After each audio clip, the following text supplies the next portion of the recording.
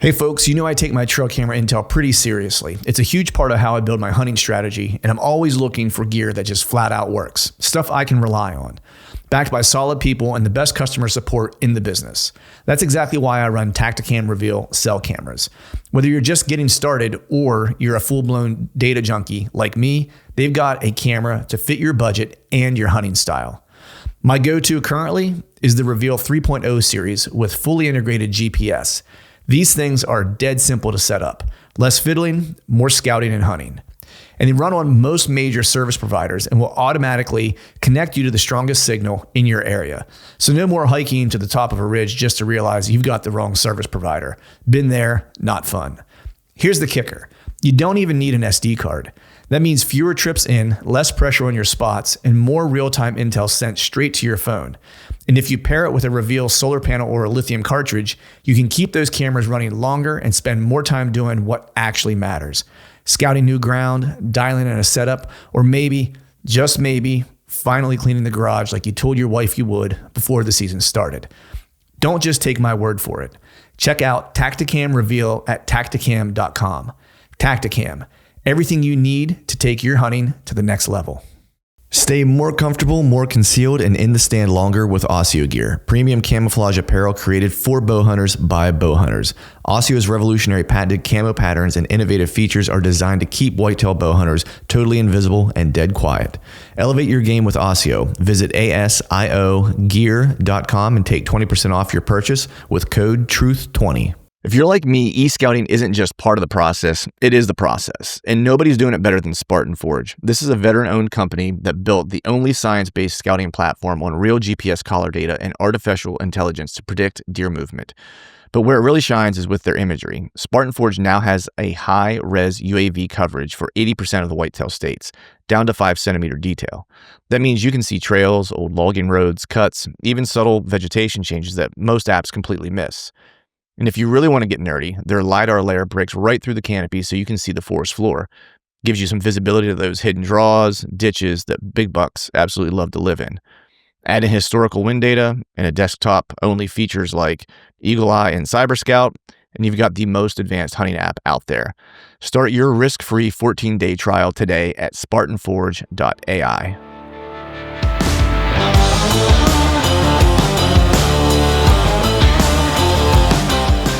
Welcome to the Truth from Stand Deer Hunting Podcast, brought to you by Tacticam Reveal Cellular Cameras. I'm your host, Clint Campbell, and you're listening to episode number 479. And today I'm joined by my buddy Tim Palmer to talk losing the noise to find the hunt again. So stay tuned.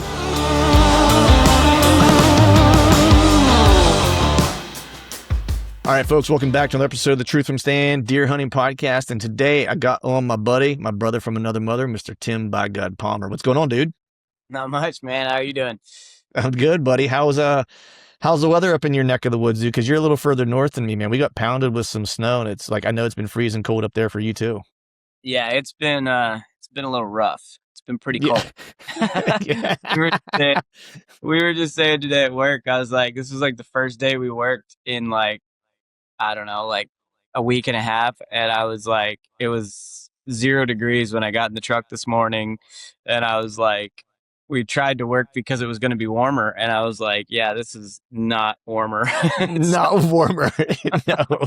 Dude, and you're cutting trees doing like, I mean, it's one thing to be able to do manual labor outside whenever it's cold. Cause like you'll get warmed up, but like there's a point of I don't know, at least in my opinion, like, you know, even just think about hunting, like diminishing returns where it's like you get so cold where like your motor skills and stuff like, you know how like whenever in hunting season, when you go out on that, like it's the first hunt of the year that is like freezing cold. Like not just like, oh, it's colder, like where you get like the first like negative day. Yeah. Where it's like, it feels like, oh, look at that, we're getting fireworks and stuff. Oh man. Yeah.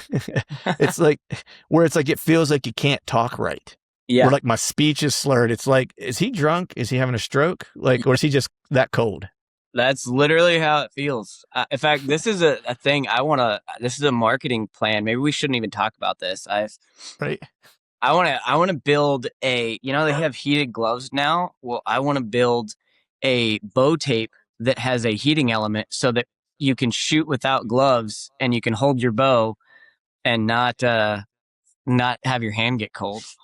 Dude, that is such a good Little idea. act that you could just like Velcro to your bow. Mm-hmm. Yeah. I will say like the carbon riser does help a little bit, like with my compound. And now I will also say that like the stick bow, like my hand was way less cold.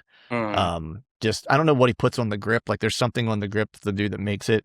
That's not just like, it's not carbon, it's not rubber. It's just like something he puts on it that just doesn't, it doesn't feel as cold, I guess. Yeah. I don't know how else to say it. It just didn't bother me nearly as much. But I know it's been cold enough, man. You got enough out there to do some ice fishing. I see you pulling some fish out of the ice. Yeah, we just went yesterday. I'm not a big ice fisherman, but I got a couple buddies that like they live for ice fishing, and I got a little pond that I do a lot of bass fishing on in the summer, and so every year they're like, "Bro, let's go to the pond." So I took them there to the pond yesterday, and we did a little ice fishing. And Nice. How do you test the ice? Like, you is know, someone like a guinea pig where you're just like, hey, why don't you walk out there a little ways and see? I mean, if it wasn't that it's been like below 20 degrees and in the negatives for the last like 2 weeks, I probably would have been a little more. I get sketched out about it. They're like, it's December and there's like an inch and a half of ice on the big lakes, and they're like trying to get out there, and I'm like, no, ain't no way, ain't no way. Yeah. But usually we'll just kind of go out and then just kind of punch a couple holes and be like, oh, okay, there's 5-6 inches of ice. So we're playing good. Like, I think they say 2.5 is safe ice, but I don't know. I'm not a big ice guy. I like to be warm. I like to be fishing with no shirt on my boat in a pair of flip-flops. I'm real happy. I don't like this zero bass fishing game. Right. Yeah. No, I'm right there with you, dude. Like I mean, I'm not much of a fisherman at all to begin with, but if I'm going to do it, it's like, I'd rather do it when I can have a beverage in my hand and, you know, I may not catch any fish, but I'm gonna catch a buzz that day is more my approach. To things, you know, and I feel like ice fishing. I mean, look, buddies of mine in Michigan, I'm sure they have they love it. Like it's a blast, right? I've just never done it. And I like you, I'm just not a big fan of being that cold. Yeah. You know? Yeah. I mean, yes. And I get sketched out on the ice too. Like I ain't down with that. I also have a healthy fear of water. I will say that as well. Like I swim well, like I can swim fine, right? I just don't like when I can't see in it. Like I got a problem with that. Like I'd rather be in the woods, like sleeping in a tent in Grizzly country than in the water. That's my 2 cents. I agree. I'll agree. Well, I would agree with that in saltwater. Freshwater, I feel pretty good. But saltwater, when I get out in the ocean and I get a little sketched out when I get out in deep water. I don't know about all that, but freshwater, I'm pretty solid. Yeah. Yeah. I don't know. I mean, I like being on boats. I like being on lakes and stuff like that, but there's just something like when it gets cold, like I just have a healthy fear. Cause I did a couple kayak trips into hunt. And this all happened like the same year where, you know, I kayaked in the morning, it was cold and I was watching the weather cause the wind was going to switch, but where I was set up, like the switch of the wind was fine for where I was hunting. But the wind was really going to pick up and it was already cold out. It was like, you know, I was kayaking in the morning and it was, you know, just call it 25 degrees or 23 degrees or whatever it was as I was kayaking in, you know, but it hadn't been cold for a long stretch. So there wasn't like any ice or anything like that. We just got like a nice cold snap and it was going to be probably like maybe 30 on my way out, you know, that night or whatever, roughly. But the wind was going to pick up and be like, and I didn't really think about it. It was going to be like 20 some mile per hour winds or whatever and pretty steady. And, you know, the lake, you know, the water's not huge necessarily, but enough to like create some chop, you know? And I'm like, but I'm either paddling or I got like a little trolling motor on my kayak that I use to kind of get in and out of places, dude. I wasn't sure I was even going to make it out. You know what I mean? Like it was one of those things where it was like kind of sketch. Yep. The water was super cold. I wasn't making a lot of headway. I had to kind of be mindful about how my kayak was turned so I didn't flip it, you know? Yeah. It was just one of those things where I was like, man, when it gets that windy, maybe, you know, I'm watching the bank to see, am I actually moving or not? Yeah. Like, I was trying to it can mess with you for sure. I've spent a lot of time on the water, and I've actually one winter I flipped the kayak in a river, and that was pretty scary. I mean, thankfully I didn't wear waders. I had just knee boots on. In fact, there's a pair of muck boots somewhere in the bottom of that river, because as soon as I flipped it, I hit a log and flipped the kayak and wound up going under and sucked my boots full of water. And, I couldn't get to the surface, and ended up, thankful I was able to get my boots off. They were way too big for me. If they would have fit, like, I don't know if I'd ever came back up. In fact, Yeah. Boomer, the one kid that I ice fish with and do a lot of hunting with, he, last year, I'd tell him, I wish I should kill you beat the crap out of you for ever doing this. But we had a bunch of rain. It was like the last day of duck season in January, and he decided he was going to go float the river and jump shoot some ducks by himself in a kayak. And I mean, it's like 30 degrees out, and he's floating down the river, hit a log, flipped his kayak, and it was like a log jam. So the kayak went under the log jam. And I mean, like, his 12 gauge and all his stuff, he had a bag and everything, he lost the kayak, 12 gauge, everything. He was like a mile and a half from anyone in the middle of nowhere, had to walk out soaking wet in like 30 degrees. And he says, like, he got sucked under that log jam, and he said he couldn't get out for what felt like forever. And then finally, whatever was like the branch that was like holding him, like, broke, and he was able to like get out. But I'm like, dude, like, that was the dumbest thing you could have done. Like, you could have died, and we would have never known where you were. Like, nobody knew where he was, like, nothing. Like, it's scary. It's water. I have a healthy respect for water, for sure, especially in cold temps. That is for sure. Yeah, man. It's like, that's the one thing that always skeeves me out a little bit, is that because of where I'm kind of getting in and out in this particular place, like, I wear hip waders in and out. Now, I have them sized specifically when I got them, like, to be big for that purpose, that if I rolled it or whatever, that I could ditch the boots. And I never strap them onto my belt loop or anything like that. Like, I kind of I don't care if they fall down a little bit and I get some water in my boot when I'm getting in and out, or whatever the case is. Like, I'd rather have them unstrapped. That way I could kick them off if I need to, if something goes south. So it's just like, man, those little things, that you might overlook, but I think maybe as you get older, you think about them a little bit more. But hey, I didn't really care. I did a lot of that stuff, sketchy stuff, but now, like, I'm too old for that ish. I know, right, man? And you've been you've been taking some of the boys out hunting too, man. We got some of the PSU crew taking out, kind of killing some ducks and stuff like that. The boys are looking good, man. They had a good scrap the other night against Nebraska. The boys look good. Getting geared up for the Big Tens and the big showdown with Ohio State, man. It's like, all my other teams suck. Like, Steelers suck this. Well, they made the playoffs, but I'm just gonna say they're terrible. Penn State football sucked this year, So I always have the saving grace, is like the PSU wrestling team always brings me home. They always we can always count on them to, like, it's fun to be a Penn State wrestling fan, for sure. Yeah, exactly. They tend to hold up their end of the gig pretty good, and so far they're doing really good. I mean, there was some good matches the other night. My nephews had a basketball game that started at 7, and it takes about an hour for the game. And so, like, the second there's a little bar like 2 miles down the road, and I was like, I'm not even driving home. I'm literally like, I told my sister, I'm like, soon as that buzzer goes off on the basketball game, I gave the boys fist bumps, and I'm like, gotta go. And I raced to that little bar and got in there to watch the first match at 8:00, because I was like, nice. I didn't want to miss any of them. It was good watching.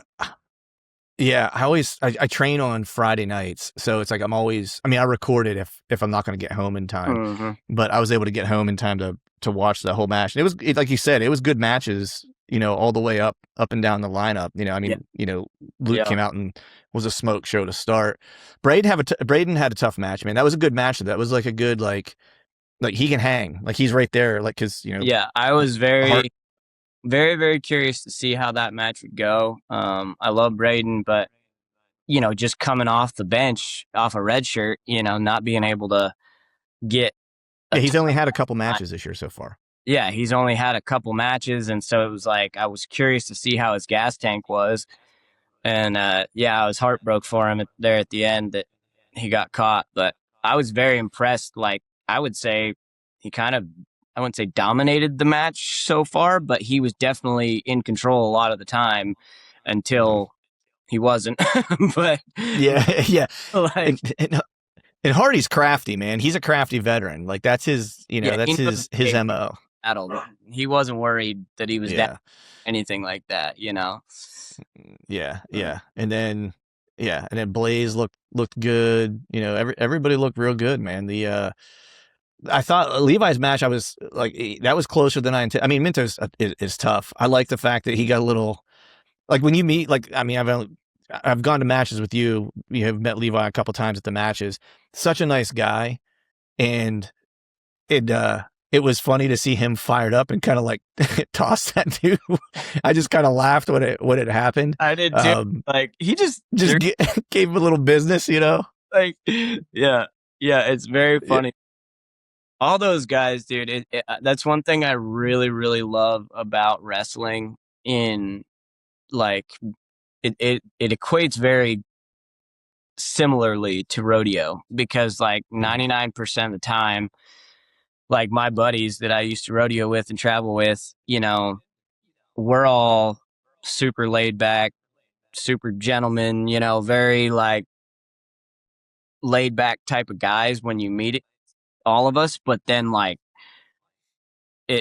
we all have that other side. And I love that in wrestling. I'm kind of out of the rodeo world now, but I vibe very well with all these guys because like, yeah, when you're just sitting there hunting or you're just talking to them, they're just very respectful, very quiet, kind of laid back dudes. And then all of a sudden you watch them just go out there and just become an absolute animal for, 3 periods. It's like, golly, that's insane to watch, the difference of when that switch flips. It's like, all right, game time. That competitiveness that comes out, and it's funny when you watch them, right? Because like you said, like, like I mentioned, I've gone to a couple matches with you, got to meet a couple of the guys, and there's the nicest guys, like, Levi or Josh Barr, and it's funny kind of to talk to them, just normal about hunting, chop it up about some hunting or whatever, and then watch them go out and do what they do and just be like, that dude is just like nasty. You know what I mean? Like,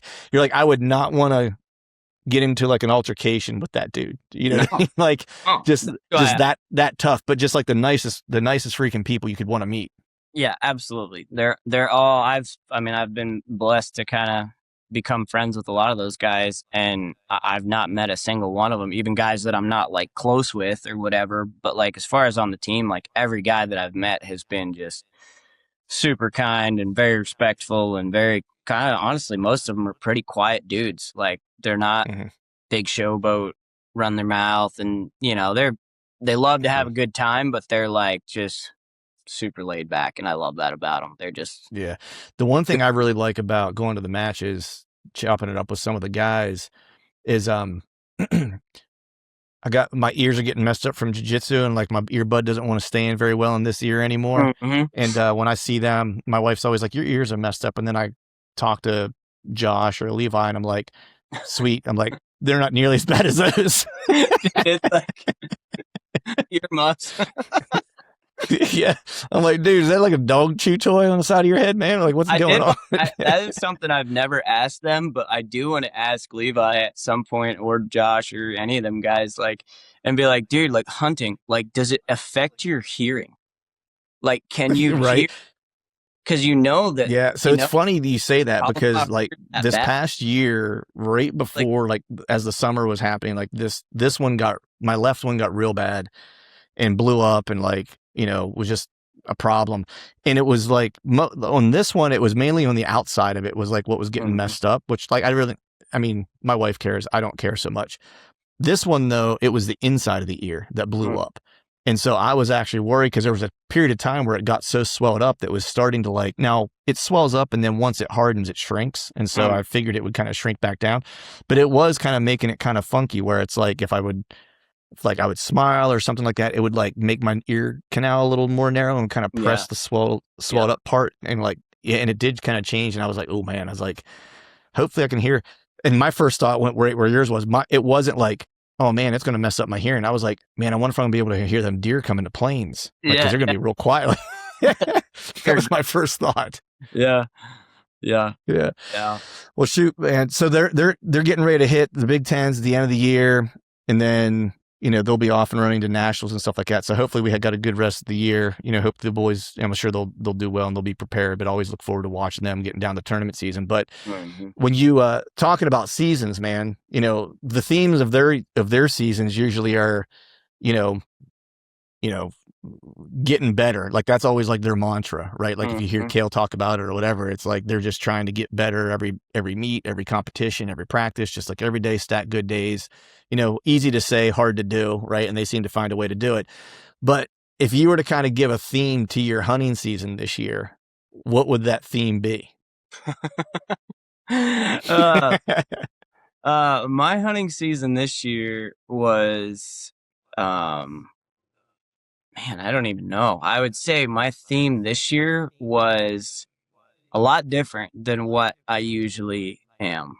I was very much different this hunting season in the fact that honestly, I was just enjoying getting out, but I didn't take it very seriously. And it probably cost me in some ways because you have to take it more seriously to be more successful.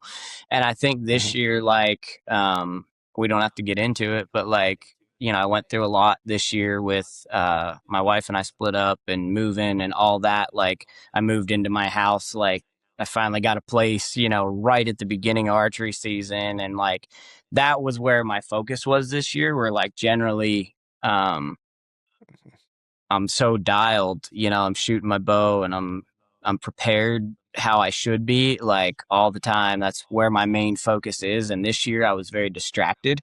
So I guess I would say my theme this year almost was like a survival mode of just I'm just going to go through the motions of it because this is what I love to do. But I didn't take it too seriously because I was pretty distracted up here. A lot of my mindset Right. different where, in Pennsylvania, I just kind of had fun. I had a couple bucks I was chasing and I went after them, but I didn't probably put as much effort into it as I should have. I was just kind of going through the motions. Which I would say, I was just talking to a buddy of mine the other day and I'm like, dude, I'm so excited for next year already because I'm just excited to hit the reset button. I've kind of hit the reset button in my life right now. So I'm kind of just excited to prepare how I need to prepare and be ready for next season. Yeah. Do you think, trying to figure out a way to ask this that makes sense. Do you think maybe the fact that you were a little bit distracted or whatever the case is, do you think that going into it kind of knowing maybe that you weren't as prepared and you're always prepared. I don't want people to think you just went in willy-nilly. You had your stuff together. It's just different than other years. Yeah. Your lack of being prepared is someone else is being very prepared, just so we're, being honest, you know what I mean? So but do you think maybe this year was a little bit more enjoyable because you had less kind of I don't want to say expectations, but you weren't trying to and maybe in all the hunts, because I know maybe the plains was a little bit different, but maybe just PA, for example, that it's you had some bucks you were going after, but you were kind of hey man, if it happens, it happens. But I'm going in with it was just gonna have a good time. Here was my mantra for the year was probably hunting was therapy. More to me, where generally come hunting season, I go to war. I'm a soldier and I'm at battle with these animals and I'm going to go do whatever it takes to kill them, where this year I would say my mindset was more in that therapy, this is what I need. I just need to go spend time in the woods. And so, yeah, it was far more relaxed, I would say, and enjoyable. Yeah. I mean, I didn't really I wasn't too tied to anything. I was just you know what? I'm just going to go spend time in the woods because that's where I find my peace. That's where I find my my calm. That's where I get away from everything. I can go sit in the woods, and when I'm sitting here watching deer, everything else goes away.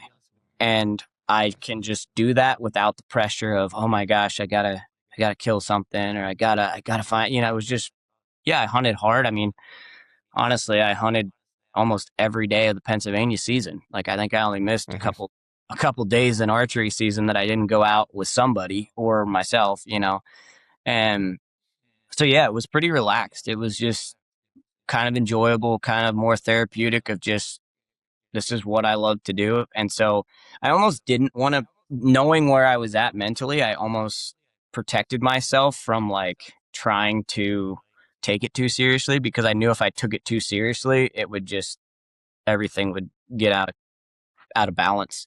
And so this year it was just more of a relaxed year.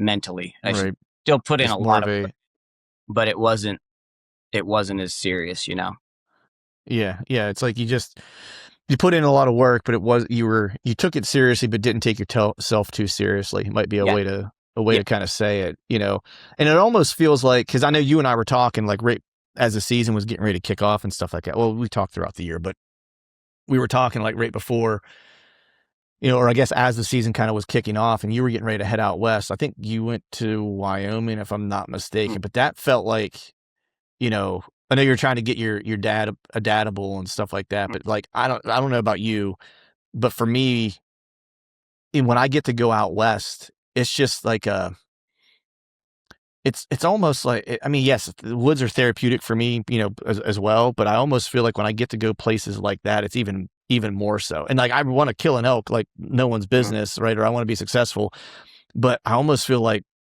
part of the reward is just that environment, like just being like freeing. Fortunate enough to spend as much time.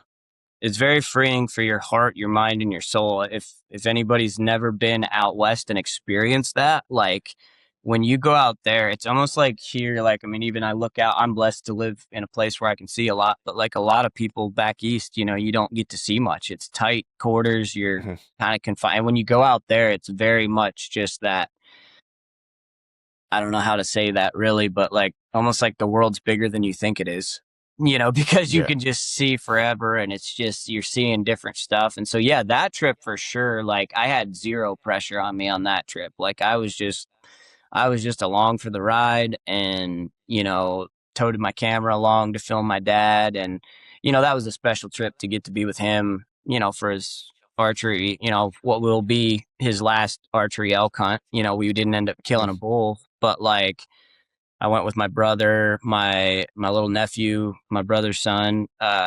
He's 10. He came with us, and so that was cool. I don't get to see them a lot. I got to spend 10 days in the backcountry of Wyoming with them, and that was a dang good time. It was an adventure for sure, and one we'll never forget for the rest of our lives. Man.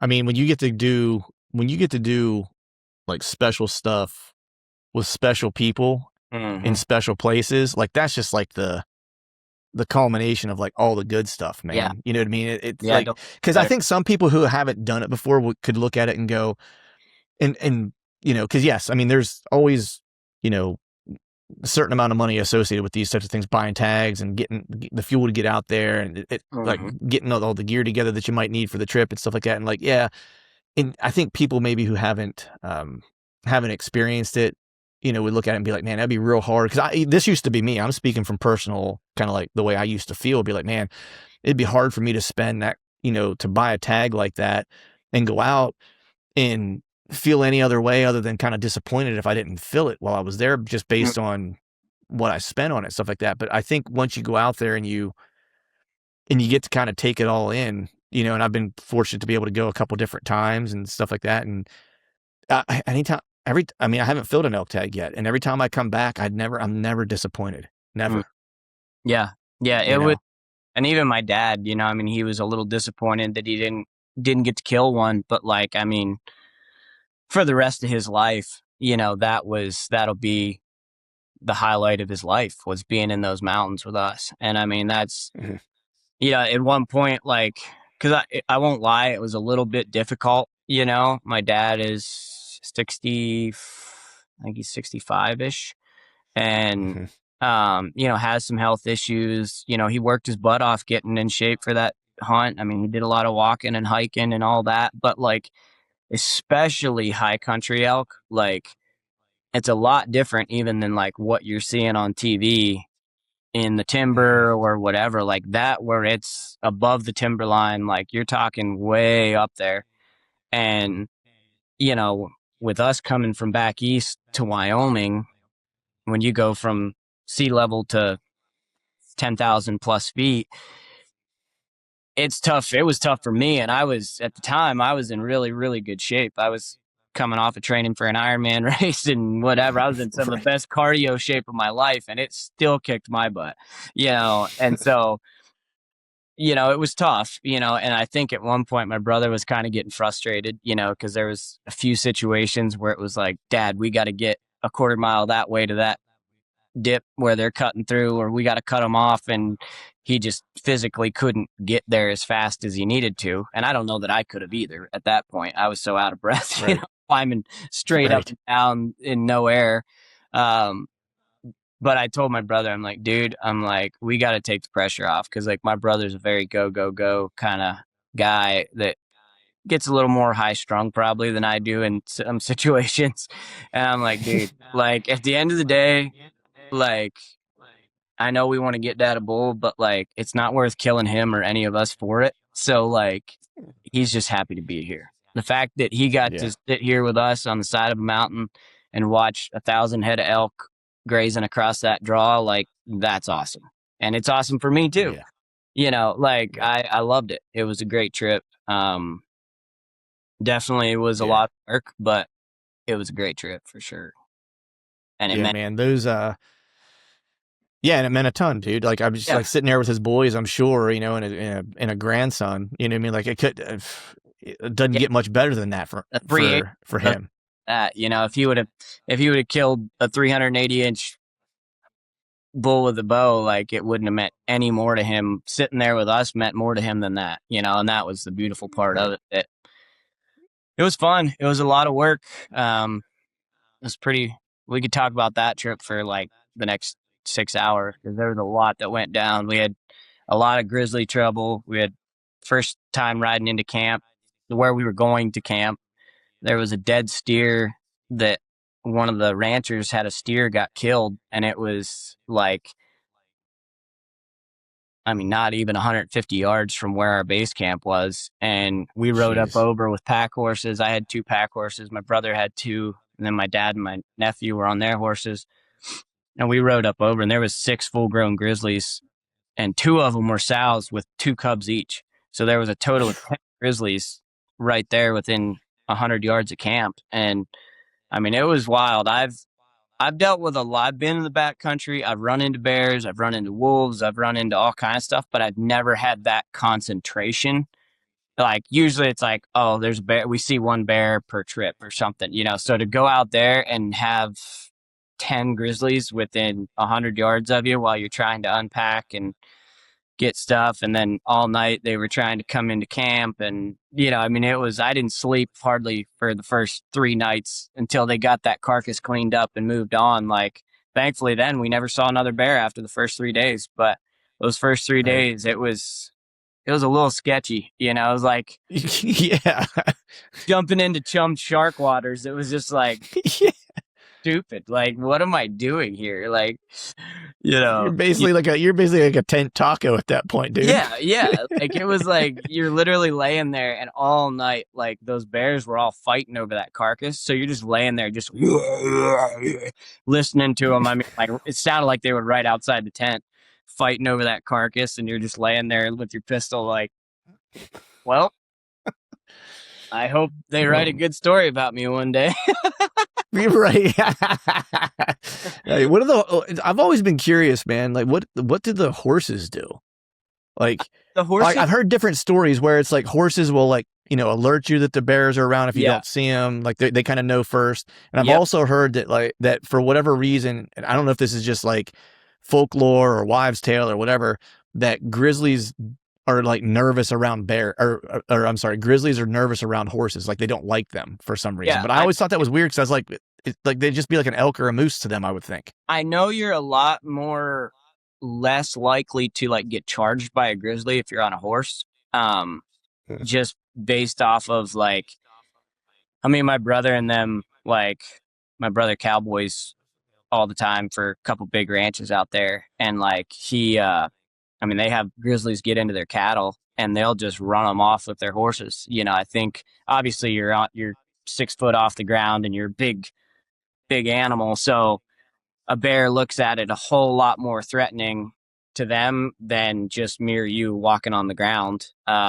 Probably the biggest part that we had out there was my brother had 2 cow dogs with him that are like very well trained bear dogs that like, I mean, there's cow dogs that he works the ranch with every day, but like them suckers, they do not care about a grizzly bear. I mean, he like that night, I mean, them dogs slept outside and all night long, they would let those bears get to about 50 yards of our camp. And if they like broke that threshold, those dogs would take off and run those bears 200 yards, you know, working as a team, pushing that bear off, you know. And if it wouldn't have been for them dogs, we probably would have had shots fired in camp because those bears would have came right in, but those dogs kept them at bay. So the horses, being on horses, I definitely feel you can outrun a grizzly on a horse too, which is really nice. But when we were on foot, it was a little different. I don't like being able to pull those suckers. I really don't. I'm not gonna lie. I'm like, dude, I don't like that. Yeah, it's I don't mind being in grizzly country, but it's definitely one of those things when you're there, your attention to detail matters at that point. You know, it's you're on their turf, they're not on yours. You know, is kind of how I always kind of look at it. You know, fortunately, I've never had a run in with one. All the trips I've been in grizzly country, you know, I've seen grizzly sign, you know, but I've not seen, you know, and the sign wasn't like super fresh, but I've never seen like a grizzly. And I'm cool with that. I mean, it was cool. I mean, honestly, like looking back on it, like in the moment, like it makes the hair stand up. But like looking back on it, it was like, dude, that was cool. Like to see all that like right there in front of you is really, really cool. And I mean, I've seen a lot of bears. I mean, heck, I had a run in with a bear in turkey season last year where we were slipping in and I had a black bear walk right out in front of us, huge black bear actually. And like, I just don't even think about him back east, you know, I'm just like, because the second he saw us, I mean, he was gone in no time, like versus out there, like you got to watch yourself. I mean, my brother said that in that unit that we were hunting elk, I think last year, hunters killed, I think it was 6 grizzlies last year in grizzly attacks. Like they definitely, I mean, there's a lot of guys that get attacked by grizzlies, you know, that. Yeah. And a lot of times it's like they're making some silly mistake. Like most of the times, like when I read stuff, like they're either, you know, they killed it. Like the one, I forget which guys it was. I think it was in Wyoming. I don't know if it was last year, maybe the year before, but the guy killed an elk, left to go get his buddy, come back, and just went to walk up on and it was like in an area that was like pretty easy to get to. Like it was like I think he shot it, if I'm not mistaken. It was down around a ranch somewhere. So he was able to get in like through a field, blah, blah, blah, blah, on a ranch that he had access through or whatever. And they went to walk up on it and they just, you know, didn't spend any time glassing to see if there was anything around. Just walked up on, there was a grizzly there feeding on it and like mauled the 2 guys, you know. It's like stuff like that where it's like, you know, you just got to be extra diligent when you're in those areas. You know? Yeah, it is for sure. It definitely gives you an appreciation. Like we talked about it a lot, but like the difference of like you realize how hard those people that lived, you know, especially back in the day. Like I can't imagine. I mean, it's one thing when you got a freaking 10 millimeter semi strapped to your chest with 15 rounds, you know, Right. okay, I'm not too worried about it. Like realistically, like I feel pretty confident in what I'm packing, and we had 12 gauges with slugs. And I mean, we were very well armed going up in there, but like Mhm. back in the day going up in there, like old Jeremiah Johnson with a flintlock, you're like, good, I got a musket, Yeah. really bad day for a misfire, Yeah. when the It's Grizzly like comes my out. powder got wet. It was not Yeah, a good time. yeah, it wasn't a great time to have wet powder. Like it gives Right. you appreciation for those guys. And that country, I mean, that country up there, like we have some pretty rank stuff in PA, like as far as mountains and hiking mountains and hunting and stuff. But Mhm. that out there is a whole nother level. I mean, it'll kick your Yeah. butt. Like just Yeah. the steepness and the vastness is insane. When you look here and you're like, oh, I got to get to that draw over there. Oh, that's a half a mile to get to that draw, or a mile. You look there and it's like, you get out there and you're like, oh, well, there's a big herd of elk. We got to get over there. And all of a sudden you're like walking at a hustle for like a half hour and you're not even halfway there. And you're like, holy cow, like this is huge country out here. Like Yeah. this is really Yeah. big stuff. Like it gives you a different Yeah. appreciation for that out there for sure. But that Yeah. was a great trip. I loved that time and glad Yeah. I always look forward to going out. Like I'm not going this year. I have points in Wyoming. I got points in a bunch of places, but I think not in 26, but I think in 27 I'll start going back out west again because I've got points in a couple different places and a couple different species that I'll start kind of like making a rotation through like the different western states for a couple years. Yeah. And Wyoming's one of them that's on the list that I'll be headed to, which would be cool because I've never been there. It's one place I've not been yet, so be a good time. But so man, you get done with your Wyoming trip. You come home. You did a little bit of whitetail stuff in PA, but then like your next trip was like you were headed back to the plains, right? And like for anyone who didn't listen to the last session you and I did together, that was shortly after you came back from the plains and you killed a whopper on the ground, spot and stock style, ditch ninja, the whole 9 yards, right?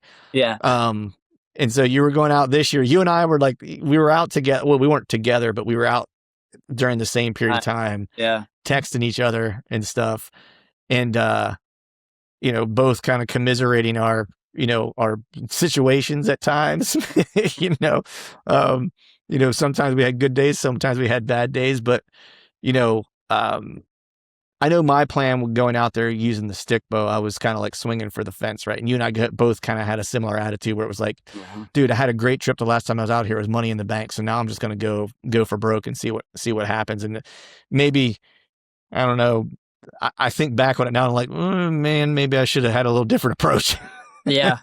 I think if I could, I've had time now to really break down my trip to Kansas this year. And like, I think that last year, I just had the mentality of, I just want to kill a respectable buck. Like, I didn't really care. Like, there was some pressure, just because it was my first year hunting for Jared and whitetail adrenaline and all that. And, there's a little bit of pressure that comes behind that. And I was just like, I'm not worried about size. I just want to kill a decent buck, wound up shooting a really big deer. And like, honestly, I think shooting that big deer last year actually probably cost me shooting several pretty nice deer, like that I would have been really proud of this year, because again, I kind of got in my head and was like, I'm driving along and we're seeing, high 140s or 150s that I'm like, who am I to kid, dude? I'm a freaking broke down cowboy from Pennsylvania. Like, you're telling me that I'm letting, like, not even hardly tapping the brakes when I see a 140 on the side of the road? Like, what am I thinking up here? Like, day 2, I passed a 140's buck at 18 yards for 10 minutes. And I'm like, he was working scrapes right in front of us. And we're laying there in the grass and I'm like, nah, I don't think I'm going to shoot him. And I look back at it now and I'm like, I'm a freaking idiot. Why did I not shoot that deer? Yeah, Like, exactly. but I had that big, like, I think it's easy to get caught up in that. And I don't know, for me anyways, like I love to kill big deer, but I really love to kill deer. And like Mhm. I Yeah. want to kill something that gets my heart going, but like I don't going forward for sure. I'm not gonna get caught in that of like, oh man, he's not even 160, Like I think next Yeah. year if I draw that tag, or the next year that I draw that tag, I would much rather come home with a 150 or a 140 or even a 130 than I would come home with nothing. Because Yeah. that 24-hour drive home with nothing in the truck, that sucks. Yeah. Yeah, it does, man. It's funny because like when I got home, I did a little bit of like a wrap up podcast a little bit. It was more like lessons learned, especially like, for me, it being the first year that I was carrying a stick. And Mhm, so I definitely learned, lessons just from, the change of weapon this year mhm, in that particular element.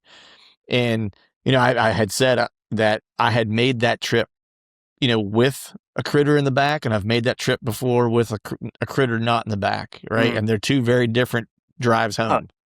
Like they couldn't be more different. yeah. I'm just curious for you, you know, like I always try to, like you said, you had a chance to kind of think back on the hunt, now that's in the rearview mirror a little ways and stuff. And I definitely did, on the drive back, and thought about it a little bit, once I got home, to a degree. And I kind of outlined, like, for me, like things that I learned specifically because I was using a different weapon was like, the difference between seeing and killing with a stick is like feet.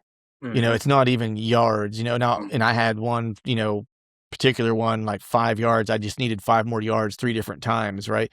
And mhm, so the big thing for me was just, it makes me think about my setups differently, mhm, and makes me think about, um, my approach. Like I had a stalk that I did really well, but maybe I didn't think through everything because the wind switched to the last minute. I got to about 40 yards and the deer boogered out, and it's like, well, maybe I could have done it a little bit differently or whatever the case is. But so for me, there was like a handful, like I'll say a handful, but there was a lot more, but there's a handful I can probably work on. Cause if I go any deeper than that, there's too many, mm. you know, but Yeah. there's probably a handful of things I can work on to be better that trip really kind of taught me. So I'm curious for you, you've done the, you know, trip where it's like you've coming home with something in the back, and you've done it coming back with nothing, and maybe swinging for the fence like I was too. I was, part of mine was pride, like where everyone was telling me I was stupid for carrying a stick, Mm. and trying to do it, Mm. and I basically was like, well, cool. If you think that's stupid, then I'm just going to try to kill a giant I'm gonna with go it and show you. show you. What's Yeah. that? Yeah, yeah, exactly. I was like, I'll show you. And then in the meantime, it's like I was at full draw on a 130-inch deer, and I let him walk away, right? Which is like with a stick, like, dude, you should be jumping up and down with anything with a stick, right? Yeah.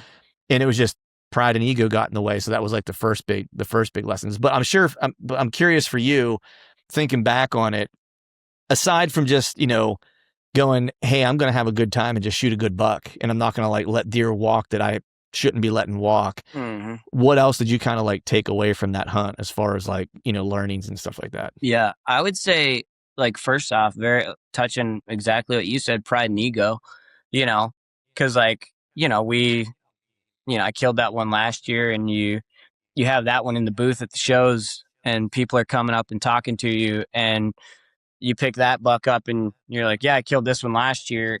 And everybody goes, oh, holy cow, like, look at the mass, look at, and they're like all blown away Mm-hmm. by that buck.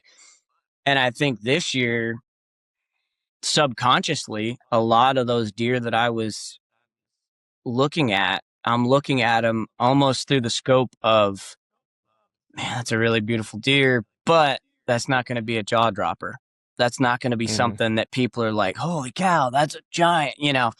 And so, like, subconsciously, it wasn't like I was actively like telling my camera guy, like, hey man, people aren't going to think that's a stud, so I shouldn't shoot it. But in my head, I think that's where I was at. And like, Mm-hmm. honestly, it was kind of that way in PA too. I mean, like, I had a couple really big deer, like jaw dropper 150, 160 deer that I was after. But I let some deer walk that would have been, I let two deer walk that would have been like my second biggest buck with a bow in PA. But same deal. It was like, I almost had this like mental block of like, oh, that's not good enough for me because now I kill giants. And I'm not that, I shouldn't be that guy. Like I'm a killer. I'm not I really don't care about, like, truthfully, deep down in, I don't actually care about it just for me. Like, if I go kill a 130s or a 140 off the ground, spot and stock at 10 yards, like, dude, that's a killer hunt. That's my hunt. That's my deal. And like, so I really learned that of like, I need to step back, recenter myself, and realize, okay, this is what I'm in it for. This is what I want to do. This is how I like to kill deer. I already give the deer every advantage possible, being on the ground, being this, and then having a camera guy too, like to pull that off is a lot.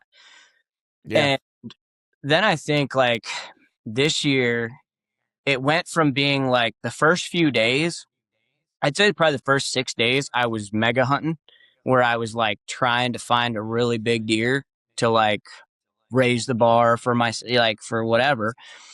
And then all of a sudden it was just like, I started to realize like, holy crap, like I've been out here for 6-7 days and I haven't killed a mega yet. And then it got super hot and the deer weren't moving. And all of a sudden then I started just getting rammy. And like I screwed up several situations that, looking back now, I'm like, what was I doing? Like, what was why was I being so rash in my decisions? Like, this isn't my first rodeo. Like, I've been in these situations and before I've pulled these things off, but because again, I oh man, I started freaking out subconsciously. And then, I had my chance at a 100 high 50s, 160s, 10, and totally blew that hunt multiple times. Ended up, it was a 7-hour stalk, ended up having 3 shots at that deer. And like, just every time screwed it up, because I was like, just so like, and looking back, I'm like, why did I try to take long shots? I mean, I took 2 60-yard shots between you and me and everybody else now that heard that. But I took 2 shots over 60 yards. Yeah. And I have a 60 pin and I can shoot 60 yards, but in 25-mile-an-hour winds and stuff, like a 60-yard shot is a poke. I'm confident in my shooting. Yeah. I shoot great at 60, but like, looking back, it was an ethical shot because I can make that shot, but it was a stupid shot because the deer's bedded with a doe and I'm just getting rammy. And it's like, well, that's stupid. Why the heck did I? You had another play aside from taking the shot. Yeah. It was noon. It's noon. Yeah. I've got all day. I'm sitting here. I've got this buck bedded. Yeah. Right now there's no play because, there's a satellite buck and he's involved. So I can't really get closer at the moment.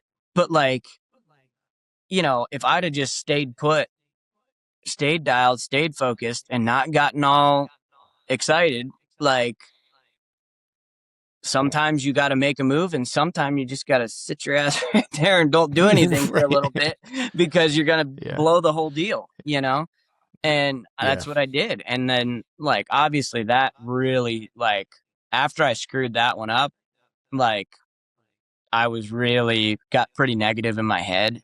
And it's like, then it was really struggle for the last couple days. And turns out last night, like, I had a beautiful 130s. We had 15 minutes of light left, and I had like a beautiful 8-pointer come walking right in at 18 yards broadside, and I missed him at 18 yards. I ended up hitting a branch, but like, again, stupid. Like, I've never missed a deer. I've been hunting now with a bow for this year's 21 years since I started bow hunting, and I've killed a pile of them. And I've never missed a broadside shot standing there at 18 yards ever. Right. And I just, wasn't booted it. Attention and smoked a branch. And that was my Kansas trip. Like, it was just like, I was in my head the whole time. And I think that that is something that a lot of people don't take into consideration when you're out there. It's like, oh, I can shoot my bow. Oh, I can do this. I'm a good hunter. I've killed lots of deer. And it's like, especially when you're on the ground and you got a bow in your hand, whether it's a stick bow or a vertical bow or compound bow, your head, if you get in your head at all, it's like anything. It's like wrestling or rodeo or life, man. You can have all the tools, all the skill in the world, but if you mentally are not checked in and dialed, like you will find a way to fail because your subconscious is making the decisions. And if your subconscious is doubting it, you might as well not even get out of the truck because you're screwed. That's such you even get in the woods. That's such a good.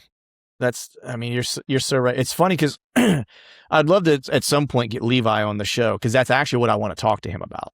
Is that right? Is because I think of it this way, because exactly what you're saying is that hunting isn't even high stakes necessarily, and we still get in our own head, right? Like it's not like there's no significant outcome of life or anything else attached to it, right? And yet we still find a way to get in our own head and be negative and this, that, the other. And so it makes me think like, you watch guys like anyone on the PSU squad, like, whether it's Levi, whether it's Josh, or whether it's Tyler, or whether it's Luke or whoever that's going to like, they are, competing at the highest level collegiately, right? And then you take a guy like Levi who was on the world stage and got a silver, right? And he's going to these huge competitions, right?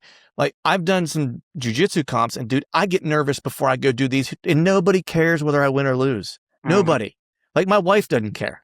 Like if I came home and didn't say anything about the tournament, she probably wouldn't even ask me how I did. You know what I mean? It's like, that's how little nobody cares, and I still get like nervous. Right.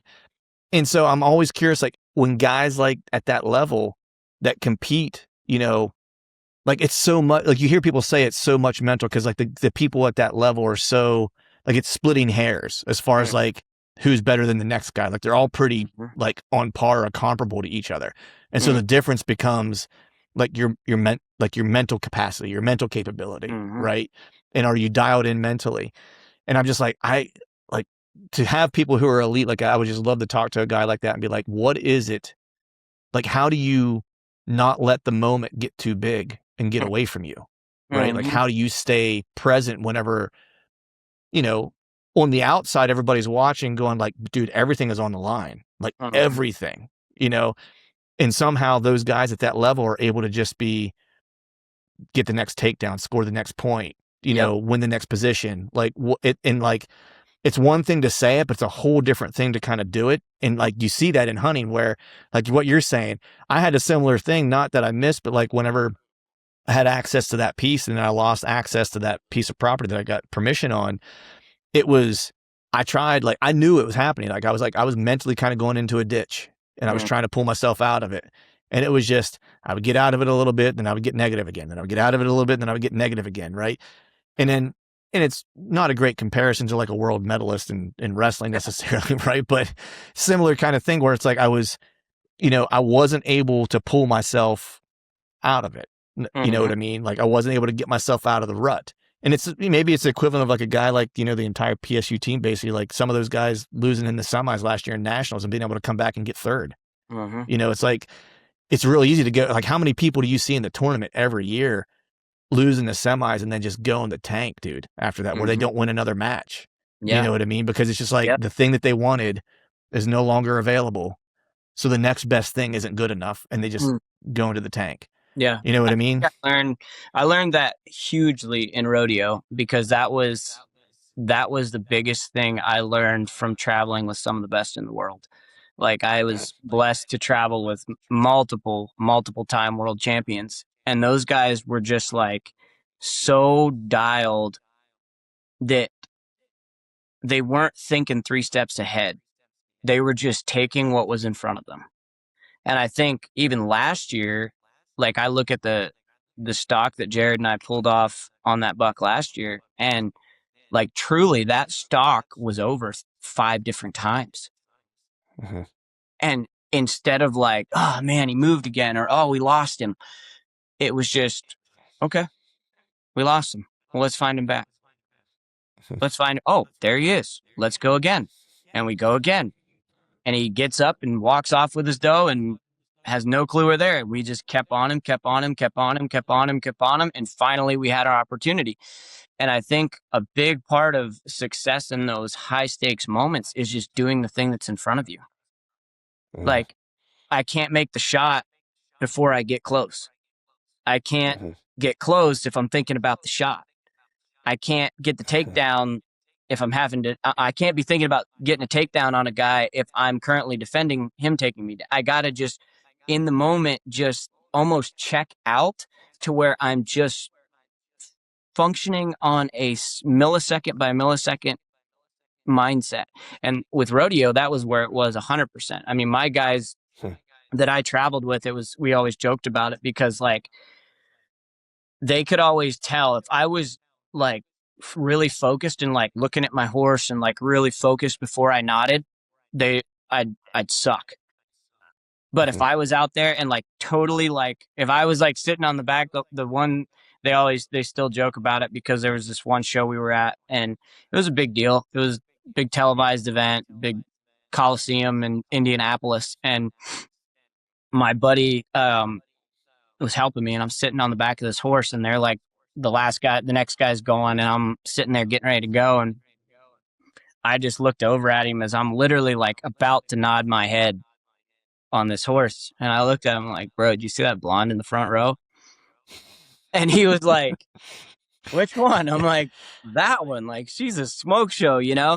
And he was like, well, maybe you should just ride your horse. And I'm like, no, I'm good. And I, just like, as I'm like, no, I'm good. And I just slid up and nodded and went out and won the deal. And it was like, he was like, dude, I think I figured something out for you. Like, if you're too hyper focused in the moment, you suck because you start overthinking.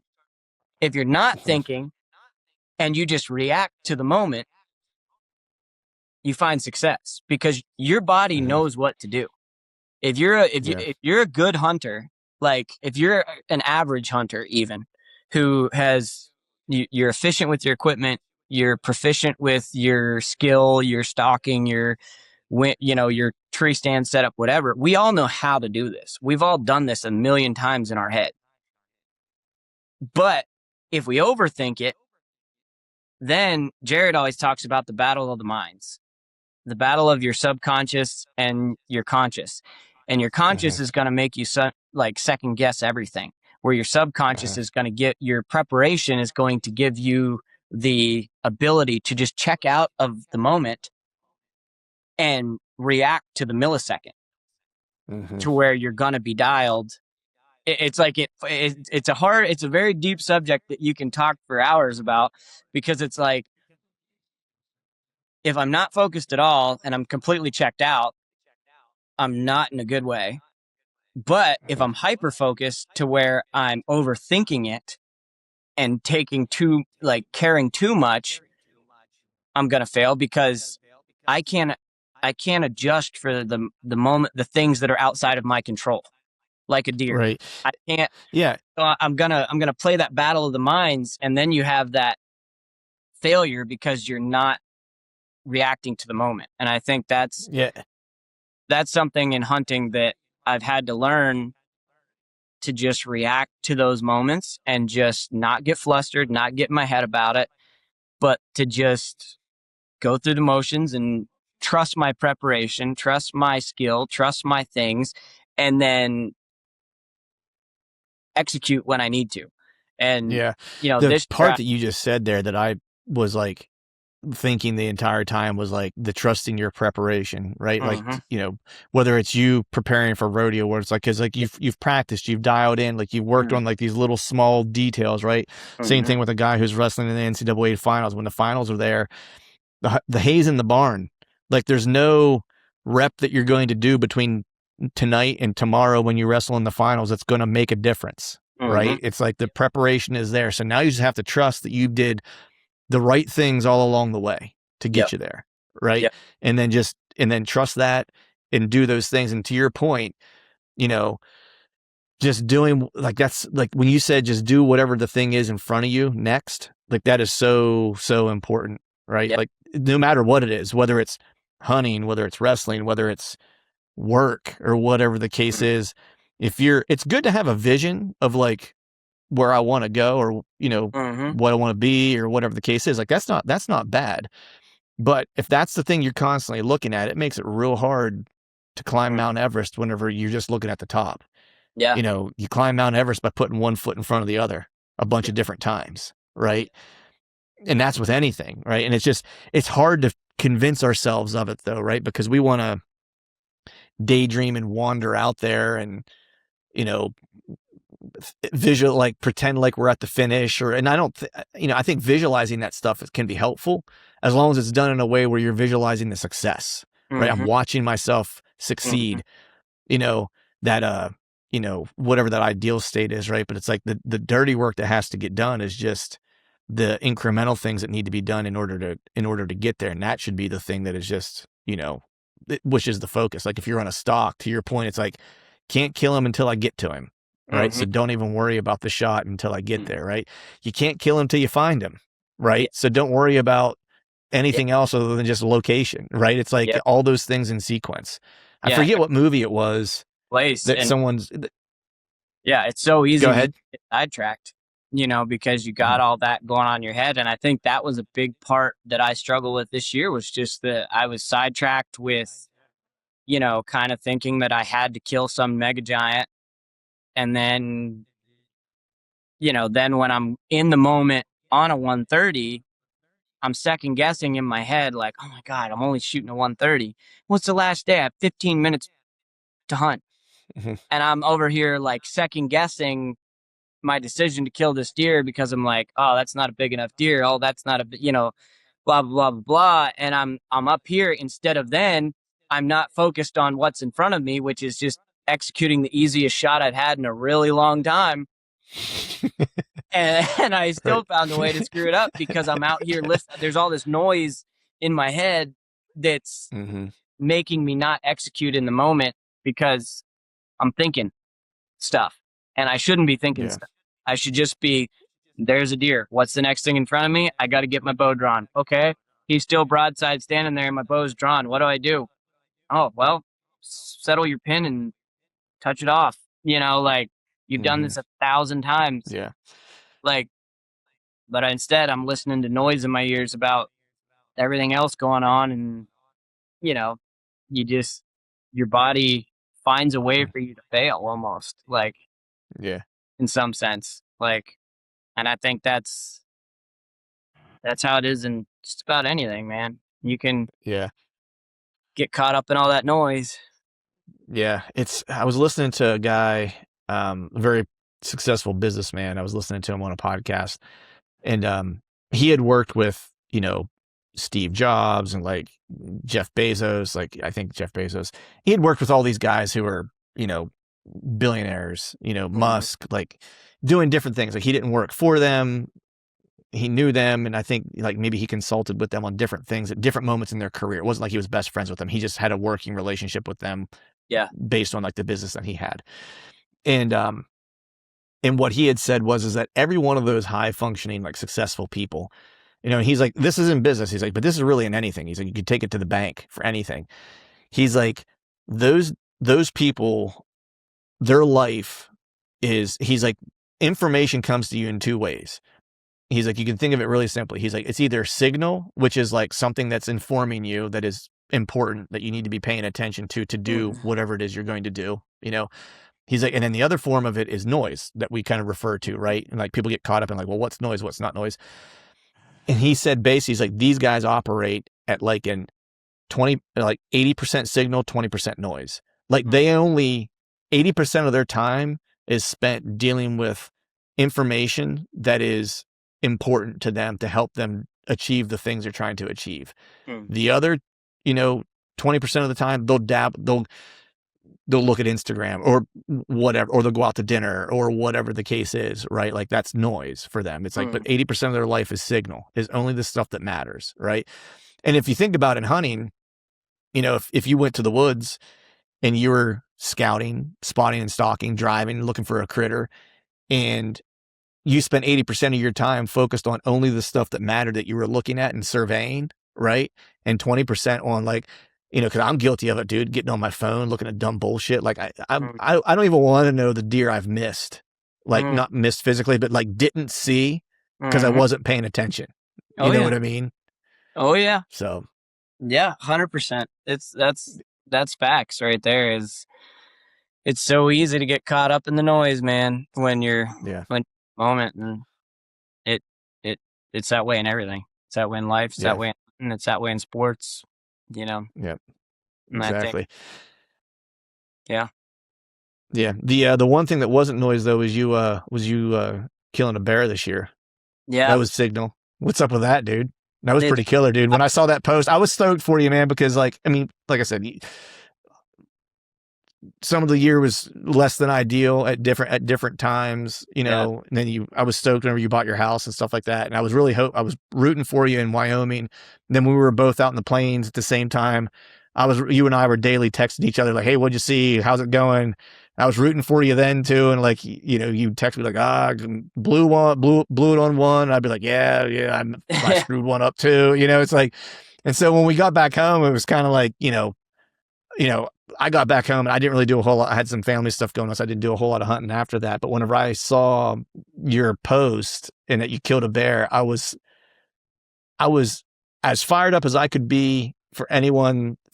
I was more fired up for you killing that bear than I would have been if I killed it. Put it that way, just based on the culmination of your year. You know? Yeah, no, that was a super cool. Like, I'm not a bear hunter, truthfully. Like, I've never gone bear hunting.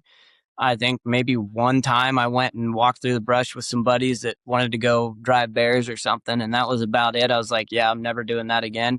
But I was actually just deer hunting. Like, I had literally got off work late. Like, it was I had like hour and a half, 2 hours till dark, and it was funny because that spot, I had a good buck in there, and I had a camera up back in the summer, like end of summer, and the camera actually went missing, and I thought someone stole my camera.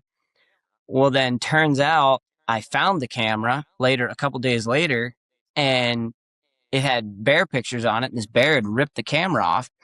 Well, I had totally honestly forgot about that bear being in the area or anything about it. I was like not even thinking of it. I just had seen some deer in this spot, so I do like I do and just slipped down right after work and tucked in on the ground on this field edge into a little bush and cut myself a little hole that I could shoot out of. And I was just sitting there, and I actually thought when I saw it, I thought it was like a black trash bag just blowing in the cut corn. I was like, what the heck is that? You know, like must be a trash bag or something. And all of a sudden it like picked its head up, and I was like, oh shoot. And every year I had it's probably 10 years ago now. I used to not even buy a bear tag, and I had a bear walk under me during archery season when it was bear season, and I didn't have a tag. And I just, ever since, I have just always now, when I buy my license, I just buy a bear tag. Well, I've not since had another opportunity at one. And yeah, sure enough, I mean, it was crazy. It was probably at 70 yards maybe when I saw it. And I don't even know what it was. I don't know if it was, I have no idea. It was like feeding towards me, and then all of a sudden it just started running smack at me. And there was actually a little deer trail that came into the corner of the woods where I was at. And I thought I was going to have to shoot it at like 3 steps. And turns out it stayed out and went to go up the edge of the other side of the field. And I ended up drawing, and it was a trigger punch situation for sure, because it was like happened super fast. It was like running, and I'm like, and it stopped and looked, and I thunked it. And yeah, it was cool. It was probably about a 300-pound black bear. And I was honestly, it was probably one of the coolest experiences hunting that I've been able to have. Not even about the kill, but it was like I've killed a lot of animals with a bow, and like generally, I mean, last year was pretty cool, like in Kansas, because like Jared was there and Logan was there, and we had a few of us there. But 99% of the animals I've killed are by myself, Right. or maybe a camera guy. Like I've had some guys there filming and stuff like that. That there was two of us, or my dad was there hunting with the family or something, and that's super cool. But like, I guess I called one of my buddies, and he ended up like texting a bunch of my other buddies, and like in one of our group chats, I like had sent out a picture of or like I filmed it. So like I sent the clip of me shooting it, and like my buddies were all like, "Oh yeah, yeah, yeah." Well, I didn't even realize they all were coming. Well, like within like an hour, there was 8 of my really good buddies all showed up and wound up going with me to track it and helping me get it out. And like, I don't know, it was just a super cool experience to like have the whole gang there and like everybody celebrating. And like, it was a really, really, really cool hunt. I Nice. actually just started editing it 2 days ago, like, cause Nice. it's just That's killer. it was a cool, one of those just meant to be fluke deals, but like it was Right. pretty neat deal.